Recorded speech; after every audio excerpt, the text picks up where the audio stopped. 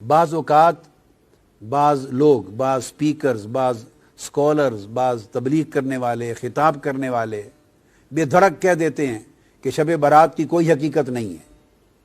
اور 15 شعبان معظم یعنی شعبان کے نصف شب کی، جو نصف شعبان کی اس مبارک رات کی کوئی فضیلت، کوئی اہمیت اور کوئی تخصیص نہیں ہے، بے دھڑک بیان کر دیتے ہیں۔ اب صحیح سیاہ ستہ کی معتبر کتاب جامع ترمذی، سنن ترمذی،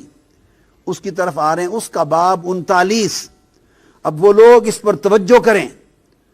جن کا یہ خیال ہے کہ شب برات کا اور 15 شب شعبان کا کوئی وجود، کوئی حقیقت اور کوئی فضیلت اور کوئی تخصیص نہیں ہے۔ انہیں چاہیے کہ کتب حدیث کھول کے پڑھیں یا اساتذہ کے پاس، شیوخ کے پاس زانو تلمذ طے کریں قبل اس کے کہ وہ جھوٹے فتوے جاری کریں جہالت پر مبنی۔ باب 39 امام ترمذی نے باب قائم کیا ہے، باب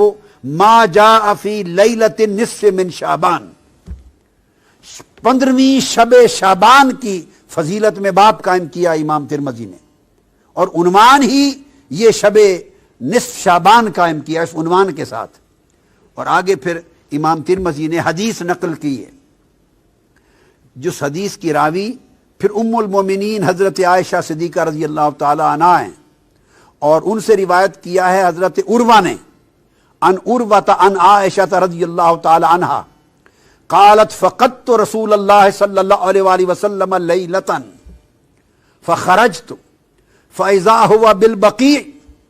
اب یہاں دو باتیں ثابت ہوں گی۔ ام المومنین عائشہ صدیقہ رضی اللہ تعالی عنہ فرماتی ہیں اس 15 شعبان کی رات تھی جسے ہم شب برات کہتے ہیں، یہ 15 نصف شعبان کی رات تھی۔ میں نے اچانک رات کو دیکھا کہ آقا علیہ الصلوۃ والسلام اپنے بستر مبارک پہ آرام فرما نہیں تھے۔ جب میں نے دیکھا کہ بستر پہ آرام فرما نہیں ہیں تو میں فوراً گھر سے نکل پڑی آپ کی تلاش میں۔ جب تلاش میں نکلی تو فیضا ہوا بالبقیع، میں نے آقا علیہ السلام کو جنت البقیع یعنی بقیع کے قبرستان میں پایا۔ یہاں سے دو باتیں ثابت ہوئیں، ایک امام ترمذی کا 15 شعبان کی شب کے عنوان سے پورا باب قائم کرنا، اور سیدہ عائشہ صدیقہ رضی اللہ تعالی عنہا سے آقا علیہ السلام کی اس سنت کو روایت کرنا کہ 15 شعبان کی شب اٹھ کر عبادت کرنا آقا علیہ السلام کی سنت تھا بطور خاص۔ اور صرف عبادت نہیں، اس شب آقا علیہ السلام قبرستان تشریف لے گئے،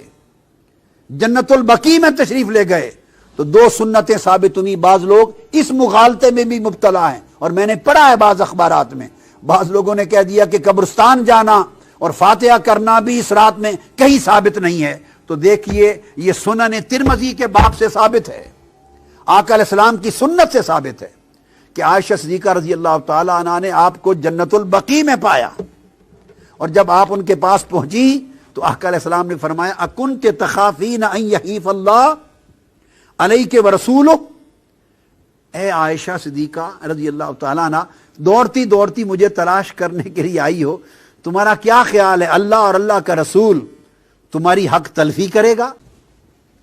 تو انہوں نے جب عرض کیا یا رسول اللہ مجھے یہ گمان گزرا کہ شاید آپ کسی زوجہ مطہرہ کے ہاں تشریف نہ لے گئے ہوں، تو اس پر آقا علیہ السلام نے فرمایا نہیں، بات یہ ہے عائشہ، فقال ان اللہ عز وجل ینزل لیلۃ النصف من شعبان، کہ جب شعبان کی 15ویں کی رات آتی ہے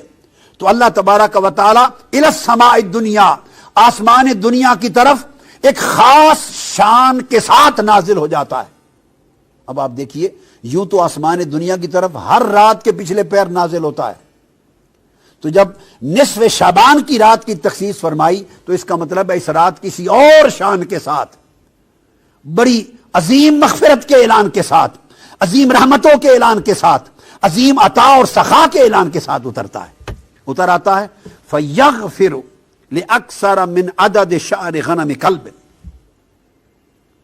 تو ایک قبیلے کا ذکر کیا جن کے پاس بہت بکریاں ہوتی تھیں، فرمایا وہ قبیلہ جس کے پاس دنیا میں سب سے زیادہ بکریاں ہیں، ان بکریوں کے اوپر جتنے بال ہیں ان بالوں سے بھی بڑھ کر اس رات اللہ میری امت کی بخشش فرما دیتا ہے۔